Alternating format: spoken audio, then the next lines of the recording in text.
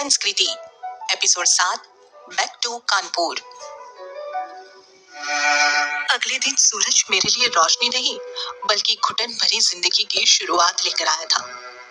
बिस्तर पर मैं दर्द से पड़ी करा रही थी और वह दरिंदे अभी भी नशे में धुत वहां सोए पड़े थे। मैंने बड़ी मुश्किल से उठकर खुद को संभाला, वॉशरूम में जाकर अपने हुलिये को ठीक किया, अपना पर्स उठाया और चुपचाप वहां से निकल गई। मैं नहीं जानती थी कि मैं कहाँ जा रही हूँ। मैं जिंदगी की इन टेढ़ी मेढ़ी राहों में उलझ कर रह गई थी। 10-15 मिनट सड़क पर पागलों की तरह खड़ी रही। कितने ही ऑटो वाले और टैक्सी वालों ने आकर पूछा, कहीं जाना है मैडम? फिर हार कर मैंने मन को समझाया और चुपचाप एक टैक्सी में बैठ गई। टैक्सी वाले ने मुझसे पूछा, कहाँ जाएंगे मैडम? RS girls hostel. मेरे मुंह से बस इतना ही निकल पाया। खिड़की में से आती हवा भी अब मुझे परेशान कर रही थी। कुछ ही देर में मैं हॉस्टल के बाहर थी। टैक्सी वाले को किराया देकर मैं अंदर की ओर बढ़ी। मेरे कदम उस दिन शायद सीधे भी नहीं पड़ रहे थे।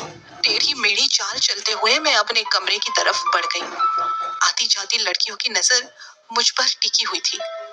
मुझे देख कॉरिडोर में खड़ी कुछ लड़कियां तो आपस में कुछ खुसफुसर भी कर रही थी। मैंने बिना किसी पर ध्यान दिए चुपचाप अपने कमरे का रुख लिया और कमरे में जाकर धम से बिस्तर पर गिर गई। सारा दिन सारी रात मुझे कोई सुध नहीं थी। अगले दिन करीब 11 बजे मैं अपनी बेसुधी से जागी। उस दिन फिर से कॉलेज नहीं जा सकी। कुछ किताबें मेरी जिंदगी की तरह सामने टेबल पर आधी खोली पड़ी थी। पंखे की हवा में उसके पन्ने फड़फड़ा रहे थे, लेकिन उन्हें पढ़ने का दिल किसका था?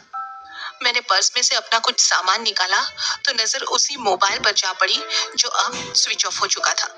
मैं वापस उसे चार्ज भी नहीं करना चाहती थी।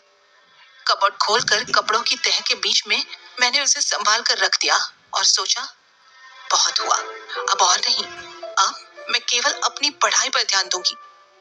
ये सोचकर मैं बाहर निकली और मेरी ही एक क्लास में जो साथ वाले कमरे में रहती थी उससे 2-3 दिन के नोट्स लेने चल पड़ी।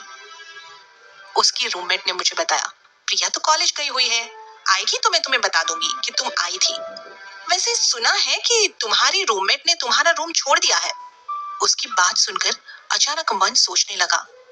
हाँ, अंजलि मुझे आने के बाद दिखी नहीं, ना ही उसका सामान। तभी उसने कहा, तुम्हें अभी तक पता भी नहीं चला वह अपनी बैचमेट के साथ दूसरे रूम में शिफ्ट हो गई है।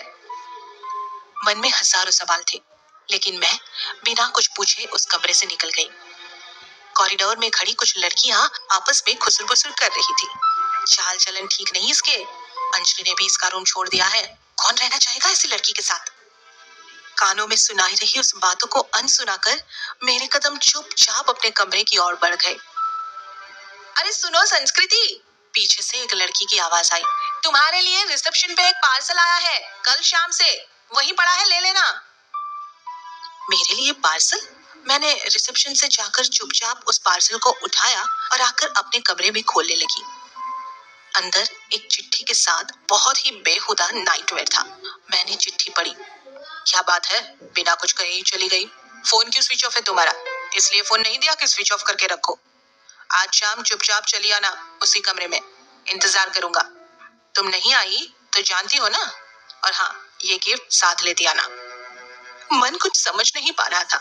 आंखों के आगे कभी प्रज्ञा दीदी का चेहरा आ जाता तो कभी मम्मी पापा का। आज जाकर सब कुछ शॉर्ट कर दूंगी।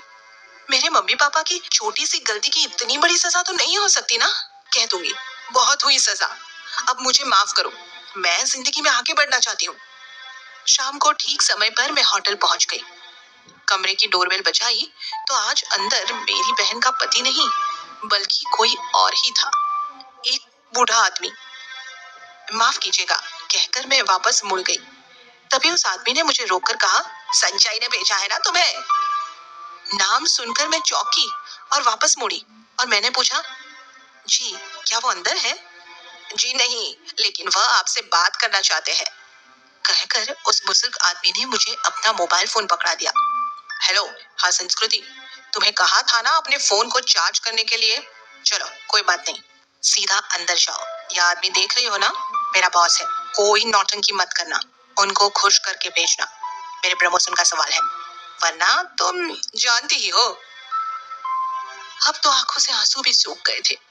मैं पत्थर बनी चुपचाप कमरे के अंदर चली गई। वो आदमी सारी रात गिद्धों की तरह मेरे शरीर को नोचता रहा। अब ये रोज की बात हो गई थी। जिंदगी का रोज एक नया चैप्टर मेरे आंसुओं से लिखा जा रहा था। पढ़ाई लिखाई का दूर दूर तक अब मेरी जिंदगी में कोई वास्ता ही नहीं था। और फिर एक दिन माँ का फोन आया। संस्कृति, तुम्हारे पिताजी तुमसे बहुत नाराज है। ये कर क्या रही हो तुम? माँ ने एक ही सांस में सारी बात बोल दी। क्या? माँ की बात सुनकर मैं बौखला गई। नाराज? क्यों? मुझे लगा जैसे उस आदमी ने सारी बात पापा को बता दी थी। तभी माँ की आवाज आई। नाराज नहीं होंगे तो क्या होंगे?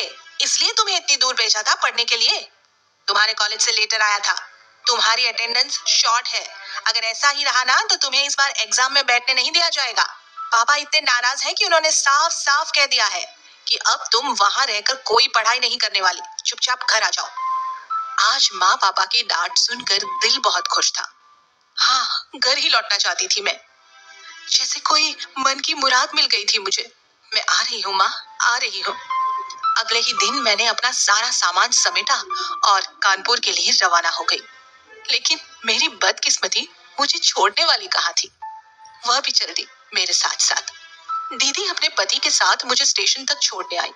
उन्होंने मुझसे पूछा, आखिर क्या हो गया संस्कृति? तू तो जिंदगी में कुछ बनना चाहती थी। मुझे तो पूरी उम्मीद थी कि मैं अपने सपने पूरे नहीं कर पाई, पर तू अपने सपने जरूर पूरे करेगी। तूने तो पापा का दिल तोड़ दिया। दीदी मुझे भला बुरा कहती रही और साथ खड़ी दो नजरें मुझे घूरती रही। आज वह आदमी चाहकर भी मुझे रोक नहीं पा रहा था। मैं गाड़ी में बैठ गई और गाड़ी चल पड़ी। लखनऊ पीछे छूटता देख मेरे मन में एक सुकून था। मैं सोच रही थी कि शायद मेरी जिंदगी की गाड़ी अब सही पटरी पर है, लेकिन मैं गलत थी।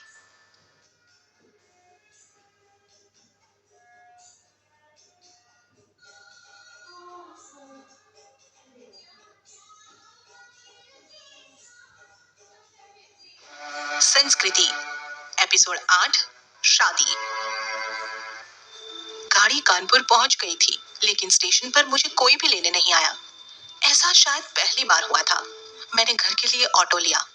घर पहुंचकर भी किसी ने मेरा हंसकर वेलकम नहीं किया। मम्मी का चेहरा तो गुस्से में तिल मिलाया हुआ था और पापा तो मुझसे मिले ही नहीं।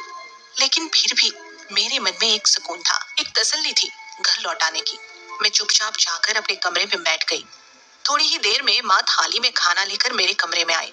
उनका चेहरा अभी भी गुस्से में लाल था। वो थाली सामने रखे स्टडी टेबल पर रखकर वापस मुड़ गई। क्या माफ नहीं करोगी माँ मुझे, मेरी जिंदगी की एक गलती के लिए? मैंने बाहर जाती हुई माँ की कलाई को जोर से पकड़ लिया। आज मैं उनके सीने से लगकर खूब रोना चाहती थी, लेकिन ऐसा लगा जैसे मैं ये हक खो चुकी थी। तुम तो अपने पापा का स्वाभिमान थी संस्कृति। कितनी उम्मीदें थी उनको तुमसे। तुमने सब तार तार कर दी। कलाई छुड़वाकर माँ वापस अंदर आ गई और बैग खोल के मेरे कपड़े समेटने लगी। चलो उठ, अब खाना खा ले। कपड़े रखते रखते अचानक से बर्थ कंट्रोल पिल्स का डिब्बा नीचे गिर गया। उसे देखते ही माँ भी तिलमिला उठी। मेरे कपड़े वहीं बिस्तर पर गिराकर वो नीचे चली गई। मैं पूरी तरह घबरा गई थी। कुछ नहीं समझ पा रही थी कि क्या करूं मैं। ऐसी इतनी बड़ी गलती मैं कैसे कर सकती हूँ? मुझे इस पिल्स को रास्ते में ही गिरा देना चाहिए था। जानती तो थी माँ हमेशा से ही मेरे कपड़े संभालती आई है। इस बात से तो घर में तूफान आ गया। मैं सारी रात यही सोचती रही कि माँ पापा से क्या कहेगी, पापा कैसे रिएक्ट करेंगे। सारी रात यूं ही सोच विचार में बीत गई। अगली सुबह माँ कमरे में आई और शुरू हो गई। तुम्हारे पापा ठीक ही कहते थे, लड़कियों को ज्यादा आजादी देना ठीक नहीं, लेकिन मैं हमेशा यही सोचती रही कि मैं तुम्हारे साथ नाइंसाफी कर रही हूँ। माँ होने के नाते मुझे अपने हर बच्चे को आगे बढ़ने का मौका देना चाहिए। प्रज्ञा के साथ तो नाइंसाफी हो गई थी, लेकिन मैं तुम्हारे साथ नहीं होने देना चाहती थी। लेकिन तुमने तो मुझे तोड़ कर रख दिया। तुम्हारे पापा तो तुम्हारी शक्ल भी नहीं देखना चाहते, क्योंकि तुम कॉलेज बंक कर रही थी और सही से पढ़ाई नहीं की। अगर मैं यह बात तुम्हारे पापा को बताऊंगी तो वो तो टूट ही जाएंगे। लेकिन मैं उन्हें तोड़ना नहीं चाहती, इसलिए मैंने डिसाइड किया है कि अब तुम्हारे भी हाथ पीले कर दिए जाए। ये बोल माँ ने कुछ फोटोज मेरे आगे रखते हुए कहा, ये कुछ लड़कों के फोटोज हैं जो कब से हमारे पीछे पड़े हैं रिश्ते के लिए। तुम्हारी ना सुनने नहीं आई हूँ। हाँ, इनमें से तुम्हें कोई पसंद हो तो बेझिझक कह देना, लेकिन बच्चे अगर तुम जैसे हो ना तो। माँ अपनी बात अधूरी कहकर ही कमरे से निकल गई। उनका गुस्सा भी तो जायज था ना। इतना सपोर्ट दिया उन्होंने लाइफ भर हमें। मैं उनके गुस्से से जरा भी नाराज नहीं थी। बस मन में एक तसल्ली सी थी कि माँ ने पापा से कुछ नहीं कहा। अब तो मैं भी जिंदगी में आगे बढ़ना चाहती थी, लेकिन किसी को धोखा देना नहीं चाहती थी। मैंने सोचा कि मैं उससे शादी कर लूंगी जो मुझे समझेगा, लेकिन मुझ जैसी लड़की से शादी कौन करना चाहेगा। लेकिन मैंने माँ से कह दिया था, जहाँ आप कहेंगे मैं वहां शादी करने के लिए तैयार हूँ। पापा ने भी अपना फैसला सुना दिया था। कोई देख दिखाई नहीं होगी, जैसे प्रज्ञा की शादी हुई वैसे ही इसकी शादी भी होगी। उन्होंने उन सभी फोटोज में से एक लड़का चुनकर रिश्ता पक्का कर दिया। पापा की आवाज मुझे ऊपर कमरे तक सुनाई दे रही थी। प्रज्ञा की शादी का क्या बताऊं पापा, प्रज्ञा दीदी की शादी का भुगतान ही तो मैं कर रही हूँ। कभी कभी ना हमारे बड़े भी गलती कर देते हैं। जिस धोखे की शिकार मैं हुई, मैं वो धोखा किसी और को नहीं देना चाहती थी, लेकिन कर भी क्या सकती थी। मेरी शादी की खबर प्रज्ञा दीदी के कानों में भी पहुंच चुकी थी, और उस घिनौने आदमी के भी। उस दिन प्रज्ञा दीदी का फोन भी आया। बहुत खुश थी वो मेरे लिए। उन्होंने मुझसे कहा, बहुत खुश हूँ मैं संस्कृति, अच्छा फैसला लिया तूने। कभी कभी माँ बाप बहुत अच्छा फैसला करते हैं। देख तो मैं कितनी खुश हूँ उनके फैसले से, और दुआ करती हूँ कि तू भी खुश ही रहेगी। ले अपने जीजाजी से भी बात कर। ये बोल दीदी ने उस आदमी को फोन थमा दिया, जिसकी आवाज से ही मुझे नफरत थी। हाँ साली साहिबा, कैसी हो? दूसरी ओर से आवाज आई, लेकिन मैं कुछ नहीं बोली।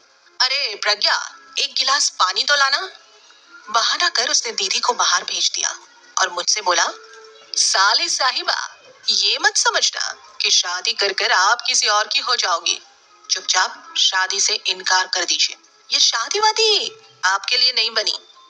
मैंने बिना कुछ जवाब दिए फोन काट दिया। घर में शादी की तैयारियां होने लगी। मैं तो यह भी नहीं जानती थी कि मेरी शादी हो किससे रही है, क्योंकि पापा इतने नाराज थे कि उन्होंने कसम खा रखी थी कि मुझसे बात नहीं करेंगे। थोड़ी बहुत बात किसी किसी समय मम्मी आकर बता जाती। मैं शाम को मम्मी की थोड़ी हेल्प कराने के लिए किचन में गई तो उन्होंने बताया, कल मेहंदी की रस्म अदायगी के लिए लड़के वालों की तरफ से कुछ लोग और उनकी बहन आ रही है, जरा तैयार होकर रहना कल। अगले दिन घर में थोड़ी गहमागहमी थी। मुझे ऊपर वाले कमरे में तैयार करके बिठा दिया गया। कुछ ही देर बाद मम्मी 17-18 साल की एक पतली सांवली से लड़की के साथ कमरे में दाखिल हुई। आज माँ के चेहरे पर मेरे लिए झूठी मुस्कुराहट थी, और उन्होंने मुझे उस लड़की से मिलवाते हुए कहा, इनसे मिलो संस्कृति, यह है तुम्हारी छोटी ननंद अदिति। उसे मेरे पास छोड़कर माँ घर में आए दूसरे गेस्ट अटेंड करने चली गई। माँ के जाते ही अदिति शुरू हो गई, कैसी हो भाभी? भाभी कह सकती हूँ ना तुम्हें? वैसे भी 15-20 दिनों में तो आप हमारे घर आ ही रही है। वैसे भैया से ज्यादा तो मैं एक्साइटेड हूँ आपके आने को लेकर। वह बातें करते रही और मैं मुस्कुराती रही। वो मेरे हाथों की तरफ देखकर बोली, अपनी मेहंदी में भैया का नाम लिखना मत भूलना, हमारे यहाँ रिवाज है। ये सुन आखिर मैंने उससे पूछ लिया, नाम? क्या नाम है आपके भैया का? वह भोलेपन से मुस्कुराई और बोली, आप नाम भी नहीं जानती? आदित्य, भैया का नाम आदित्य है। आपको तो नाम भी नहीं पता, और वो सारा दिन आपके नाम की माला जपते हैं जब से आपको देखा है। मेरे नाम की माला जब से मुझे देखा है, ये सोच मैं कुछ हैरान थी। तभी उसने कहा, ओहो भाभी, आपको तो कुछ भी मालूम नहीं। आपकी वो दिल्ली वाली मौसी है ना, जिनकी बेटी की शादी में आप गई थी, वो हमारी फूफी लगती है। बस वही देखा था हम सब ने आपको। तब से भैया एक ही रट लगाए हैं कि शादी करेंगे तो संस्कृति से। अच्छा हुआ आपने मास्टर्स का ख्याल दिल से निकाल दिया, वरना भैया को 2 साल और इंतजार करना पड़ता। कहकर वो खिलखिलाने लगी। एक मुस्कुराहट मेरे भी मुंह पर ऐसे ही आ गई। कुछ देर बाद अचानक अदिति ने कहा, अरे यूं ही बातों बातों में मैं तो भूल ही गई, भैया ने एक सीक्रेट कहने के लिए कहा था आपको। यह कहकर उसने एक कागज मेरे आगे बढ़ा दिया। अभी मैं कुछ पूछ ही पाती इतने में दरवाजा खुला। दरवाजे पर मेरा भाई माधव था। माधव ने उसकी तरफ देख उससे कहा, आपको नीचे बुला रहे हैं सब, जाने वाले हैं। जी कहते हुए वो उठ खड़ी हुई। उसने वो कागज मेरे हाथों में दबा दिया और भैया का नंबर है कहकर मेरे कानों में फुसफुसाते हुए बाहर की ओर चल पड़ी। फिर अचानक से दरवाजे पर रुकी और पलटकर अपने हाथ से फोन का इशारा करते हुए तेजी से निकल गई। मैंने अपने हाथ में मुचड़े हुए कागज को सीधा कर उस पर लिखा पढ़ने की कोशिश की। आपके फोन का इंतजार रहेगा। नंबर के साथ आदित्य के नाम का सिग्नेचर भी था।